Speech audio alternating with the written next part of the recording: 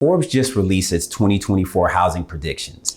And one of the components was that homeowners are feeling demoralized. They see very little relief coming for housing affordability in 2024. This has been a big issue for the past few years with high interest rates, even though they've been coming down a bit lately, and high home prices. It's made owning a house a bit more challenging.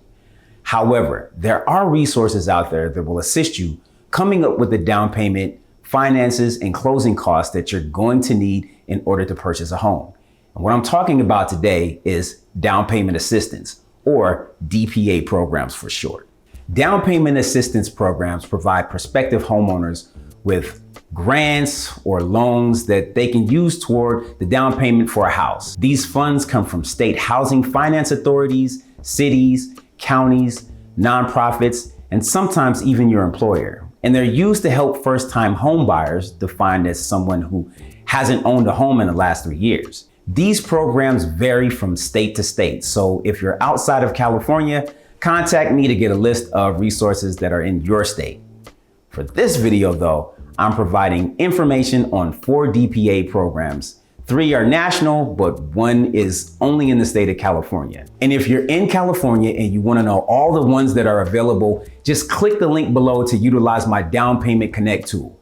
It's going to locate all the programs that are near you. Again, this is only for the state of California. Now, the first program that we're going to take a look at is the Cal HAFA Dream for All program. This actually kicked off in 2023, but it's scheduled to resurface in March 2024. The Dream for All Shared Appreciation Loan is a down payment assistance program for first-time home buyers to be used in conjunction with a Dream for All conventional first mortgage for down payment and or closing costs. I covered phase 1 in another video, which will give you an overview of how it works, and I'll leave the link for that one below. Now, phase 1 was so popular that it ran out of funds 11 days after applications opened. This time around though, in phase 2, there are new rules and some new processes to applying, but there's still limited funding. So I think there's like 255 million. That means don't delay, so go out there and get pre-registered. The program voucher website has a targeted launch date in April. You'll need 2 things. First, you're gonna need to talk to a Cal HAFA approved lender who's actually offering the program. And then you're gonna need a California Dream for All or DFA lender pre-approval letter in order to register for a voucher. Now, I put a link in this description just so that you can see who these approved lenders are. The pre-registration system will assign vouchers for specific areas to kind of level the playing field for some geographic areas in the state. In fact, Cal HAFA is targeting 500 loans in LA County and 220 loans in the Inland Empire. That's not a lot, so again, jump on this as soon as possible. Once you receive the voucher, this will enter you into a lottery system, which gives everyone who's eligible an equal chance to get these funds. It's not like the last time, which was first come, first serve. This time around, they did this because what they noticed is that there are certain areas who heard about the program first, and they were able to jump on this as soon as possible, and they received a bulk of the funds that were available for the program. Once inside the lottery, you'll still be competing with other buyers, except that this lottery is going to be based on people competing in the same geographical location. So for instance, if you live in LA, you're not competing against somebody who lives in Sacramento. One thing to note is that Cal HAFA expects about 2,000 reservations this time around. Last time, I think there were 2,500, which led to about 2,200 or so new homeowners. That would be roughly around $127,500 per borrower. Once you're approved through the lottery, you have a specified time period to find a home and to lock in your loan. Also, there's a first generation component to the program in that at least one of the borrowers must have never been on a title to a home before, and that their parents or legal guardians cannot have owned a home in the United States in the last 10 years. The income eligibility has been reduced to 120% AMI, and that's reducing the amount of out-of-pocket funds that a borrower can bring. That's typically capped off at 5%. Now, AMI stands for Area Median Income. So for example, if you find a house where the AMI is 80,000, If you take 120% of that, that's $96,000. So this program works for a lot of people. I stress getting pre-registered right away. Now, this isn't going to ensure that you get the money, but you just want to be on top of it. Now, the next program I'm going to talk about is the NACA program. I did an entire video on this one, so you should definitely go check that out after you watch this one. To give you a brief summary, it's no money down, no closing costs, no private mortgage insurance.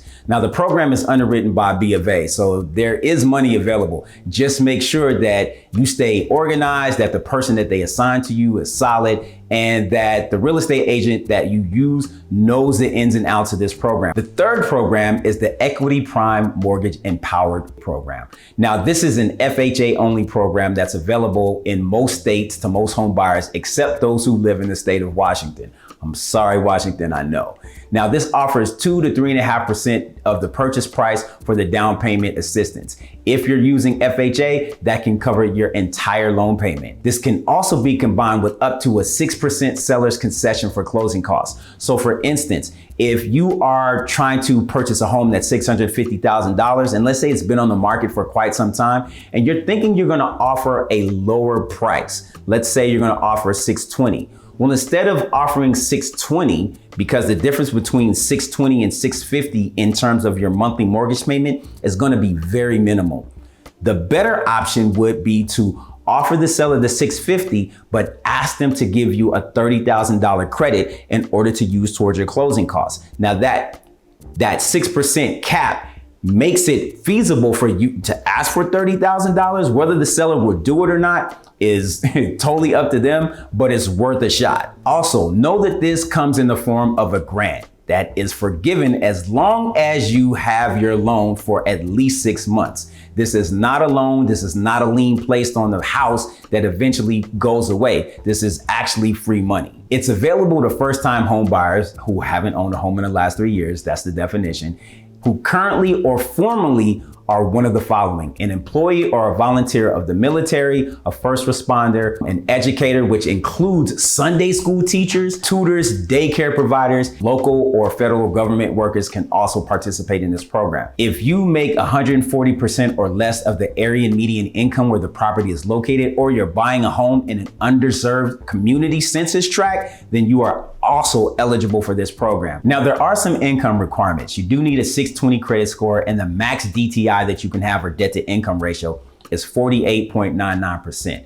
It works for almost every property type, from single family homes to multifamily properties to single and multi-wide manufactured homes, or what most of us would call mobile homes, FHA approved condos, or planned unit developments, also known as PUDs. Borrowers must take an approved home ownership course offered by Framework Home Ownership or through a HUD-approved counselor. Two things to note is that, one, the program will likely come with a higher rate than the standard FHA loan, and two, fees will be larger due to less profit being produced in the loan transaction due to the DPA funds.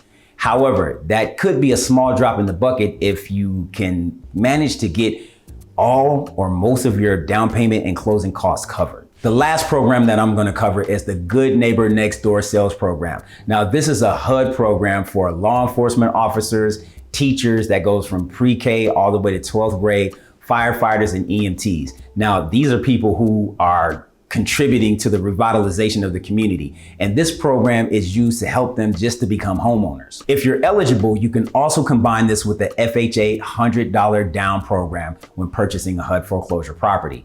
Borrowers don't have to put down the standard 3.5%.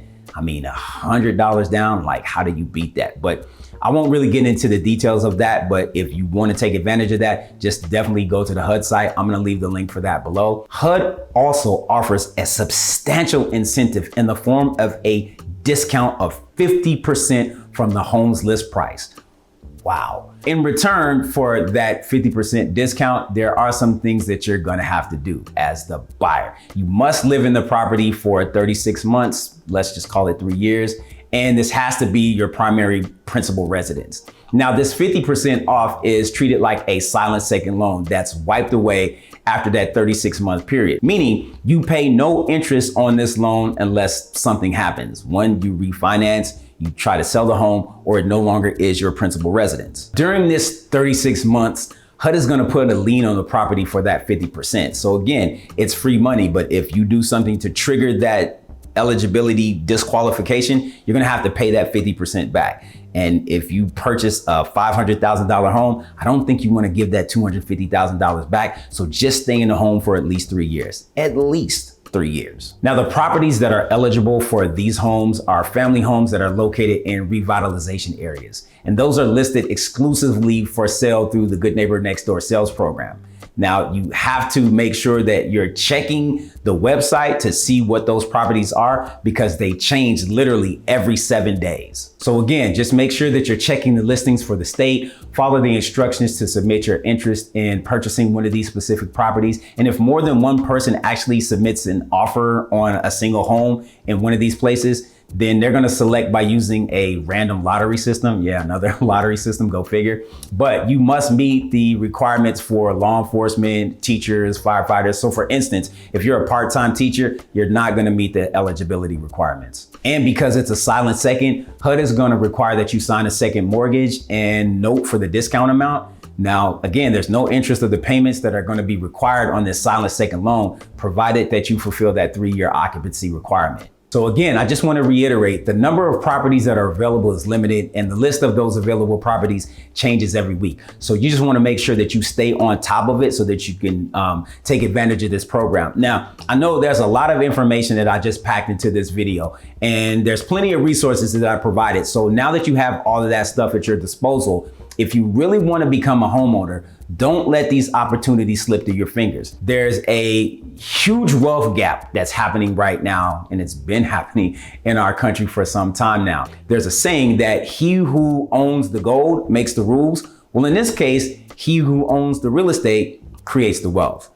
Now that you know, go get it and create the wealth.